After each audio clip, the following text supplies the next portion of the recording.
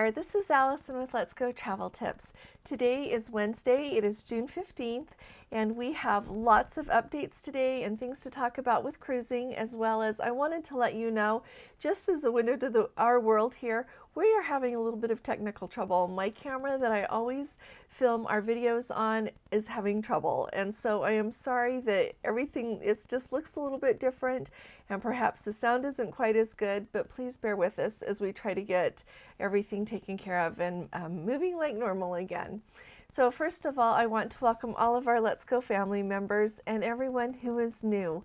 Thank you for being here with us today. I appreciate you watching our videos and everything you contribute to our community, way more than you will ever imagine. So thank you very much.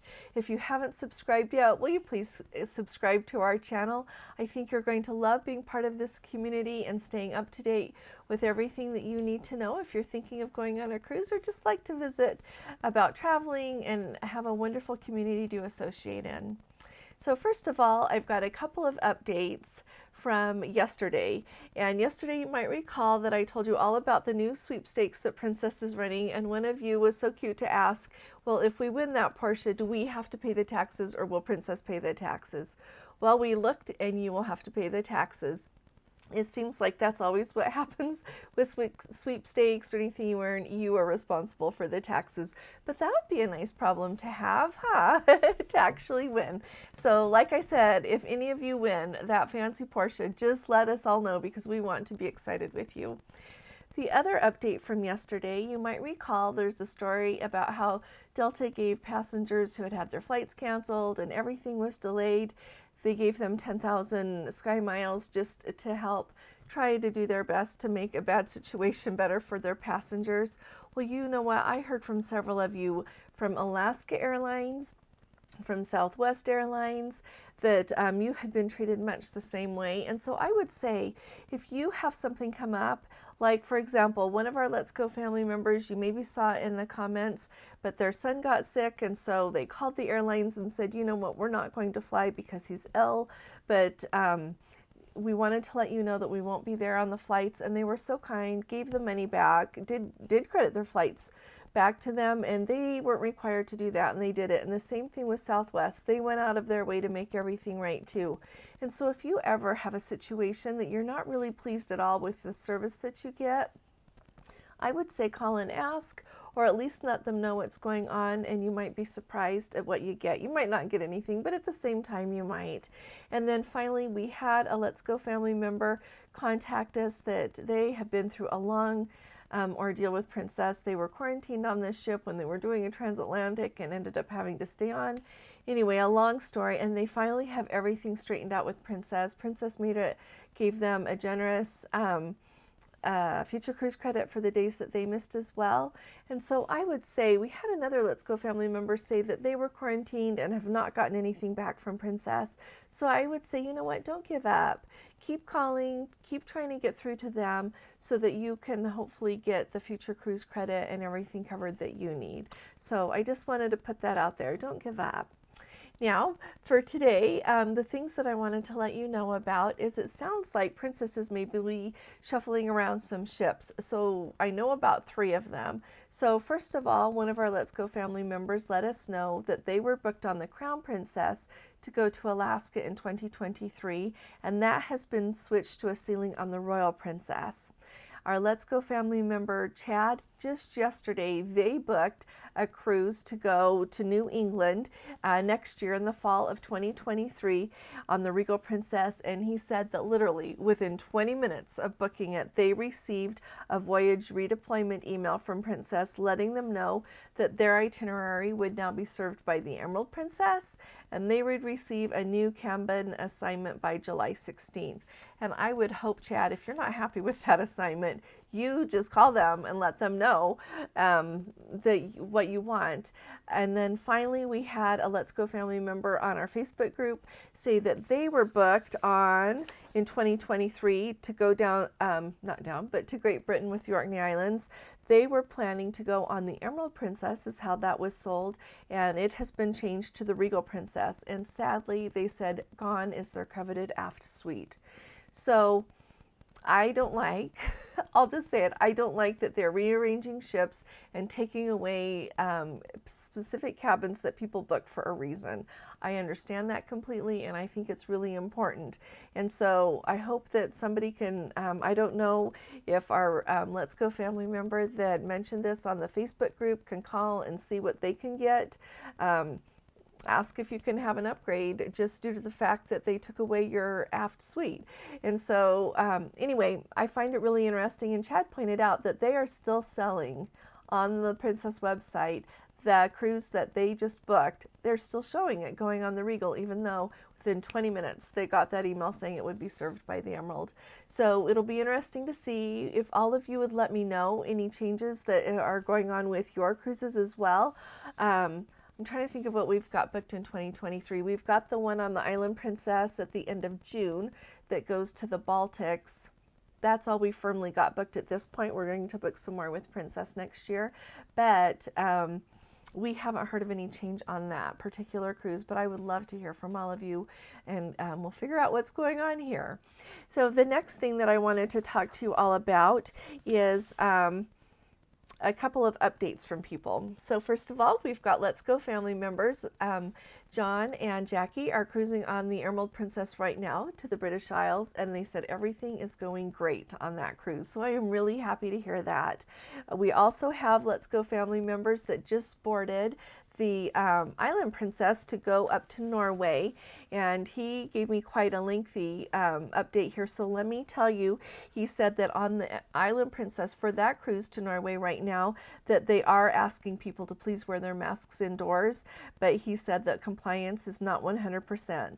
He did notice that there are quite a number of empty rooms, and so he said that they're not booked anywhere near being full, but and that none of the venues are full either. I love that he asked at guest services, but they didn't give him a number of passengers on board yet. One of their shore excursions has been changed, and they've removed like a glacier hike portion of the excursion, and instead they get a scenic tour. But like I love, he says, got to roll with the changes. I think that we are all going to be so flexible by the time we travel a little bit that hopefully things won't bother us so much anymore. At least that's what I'm hoping for me. Finally, he said the food in the buffet is very good. The variety is not quite as wide as it used to be, but he said it's okay. Parts of the buffet are served by crew and part of it is self-serve, and that's how it was on the Regal Princess as well. Like, for example, if you wanted a salad, you would tell them what you wanted on it and they would serve it to you. But you know, as you walk along the buffet line with all the different hot dishes, those you would just get what you wanted yourself usually. Finally, the ship seems to be well cleaned, and there is someone at the beginning of the buffet line reminding people to use hand sanitizer and asking people to wash their hands like we are used to, and he said some people comply and others don't. But it sounds like things are going really well on the Island Princess, so I am really glad to hear that. We've got an update as well. We're going to kind of move over to Alaska now. We've got an update from Cheryl. She's our Let's Go family member, and they just cruised on the Majestic Princess, and then they got off to start the land portion of their cruise tour. And she said that the cruise on the Majestic was awesome. The food and the service was good. So right now they are on the land tour. She said, while we were at the Copper River Wilderness Lodge, they heard that they were going to be closing June 17th, as we all heard. I think I told you about that when when we were still on our trip, but they are having to close that lodge due to crew shortages. And she said, even with the staff shortages, they received really good service there. So they are presently at the Kenai Wilderness Lodge, and it is fully staffed. She said that the accommodations are amazing, which I have heard that all of those lodges are just extraordinary and just absolutely wonderful to stay at. And then she said, as for the other two wilderness lodges, it sounds like they are fully staffed, and they are on their way to Mount McKinley Lodge tomorrow for 2 days, and then on to Denali. So I hope she has a minute, even if it's not until she gets home, to just give us an update and let us know how it was for the rest of their trip. But it sounds like things are going really well. it honestly sounds like things are settling down a lot at the lodges, and that they are that all of their people are getting used, the new people are getting used to what their jobs are, and that everything is going much smoother than it was at the beginning of the season. So I think that bodes very well for the rest of the season. The other update that we have got here has to do with the Ruby Princess, and I just wanted to let you know that we had a Let's Go family member. They were on the Ruby from May 30th until June 9th, and she was just saying that she and her sister came down with COVID, and one other person that they know came down with COVID, but they didn't know how many COVID cases there were on the ship. And so I do know that right now, as I've mentioned, Princess is requiring on the cruises that go from Whittier to Vancouver and Vancouver to Whittier that go back and forth that way, you have to wear your mask indoors. They're asking you to please wear your mask indoors unless you are eating or drinking. Now, for just the cruises that are generally around Alaska, they don't seem to be asking that same thing. It's not in their protocols, and I have not heard that from people. So if you are on an Alaskan cruise and you are not going between Whittier and Vancouver either way, or Anchorage, Whittier is the cruise port there, but it's out of Anchorage, they often call it. And so let us know how it's going. And if you wouldn't mind, let us know how things are going. I have still not heard from anybody on the Crown Princess lately.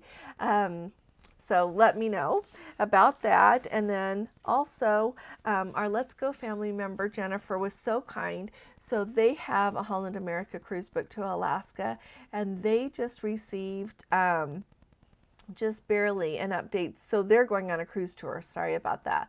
They are actually going on a Holland America Alaska cruise tour. So they'll be doing both the land and the sea.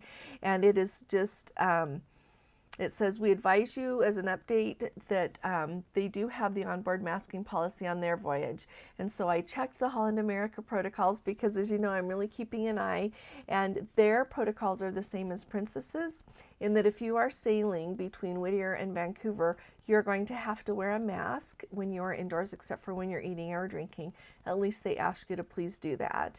And so clearly that is where their voyage is going. But on the Holland America website, for all of the other sailings around Alaska, it does not mention having to wear a mask. And so when I get on Gordon and I Go next week, I will let you know what they're asking about masking. I'm taking masks with us. They do have masks that they give you, and so I'll let you know how that goes. They do, I noticed in the protocols, ask if you would please wear it in crowded venues, but they don't require it, but I think I'm going to do that just because that's me. And so that's what I'm going to do. But let's see. They also strongly recommend wearing masks while ashore, particularly while indoors on public transportation or in crowded areas. And it says that guests who do not comply with this mandate may not be permitted to board the ship or may be disembarked. So it sounds like they're pretty serious about it. The other really important update is on Holland America's website. They have an update just dated today, June 15th, that says that everyone that is on their sailings must be vaccinated if you are 12 or older. I know that they've got an exemption process for people who are ages 5 to 11. I'm sure that they've probably got one for people who are age 12 or older, but it doesn't sound like they're giving hardly any exemptions on that. And so I just wanted to make you aware of that for people that are worried and want predominantly vaccinated people on their ship. I think Holland America is probably a really good option, but that was brand new on their protocols today. And so I thought I would bring you up to date with that. As I've been reading through everything to do with Holland America to prepare for our cruise next week, I wanted to let you know just a few things that are a little bit different than Princess for any of you who are getting ready to go on a Holland America cruise and perhaps haven't gone on one yet. And if you are someone that has cruised lots with Holland America and you have got tips for us, will you please put them in the comments or send me an email, and it will help all of us, and I will really appreciate it. So one of the things that is really different between Princess and Holland America is that you still have a boarding pass. So they have the Navigator app, and then they also say that you can use Verifly to be able to board the ship quicker. So I'm going to just do both. But also when you are signed into your account on hollandamerica.com, they have the option that you can either print your luggage tags and your boarding pass right from the website, or you can have it emailed to you. So I had it emailed to me. I figured that way if I lost it, I would have it again. But the interesting thing to me is that their boarding pass that they send you is 13 pages long. 13 pages, and it automatically prints landscape, so I just left it that way. But it is 13 pages long, and it pretty much covers everything. It includes, I think, anything that you are going to need to know about going on a cruise if you've never been. And so I think that is really helpful. It walks you through the muster drill. It just walks through everything, and so I think that's really great. I wanted to tell everybody, really keep in mind there are 6 things that you need to have when you go on your Holland America cruise in order to be able to be ready to board the ship. You need to have your boarding pass. So first of all, they've got your boarding pass, which is a whole page here, and I won't show you that with all the personal information, but you actually have to, I think, have this paper, or you could have it digitally on your phone. It does have like a barcode down here at the bottom that I think they must surely scan when they check you in. The next thing they say that you have to have is whatever credit card you are linking to have all of your onboard purchases made, you have to have that actual physical card with you when you check in, so don't forget that. The third thing is your passport. The next thing is your proof of a negative COVID test, and if you are sailing from Canada or being on a cruise that includes any stops in Canada, you need to have your test within 2 days.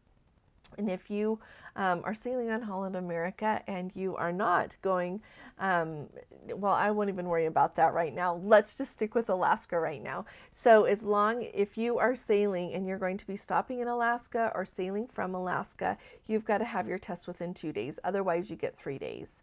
So keep that in mind. So you've got to have that number 4 is the proof of the negative test. Number 5 is proof of your vaccine.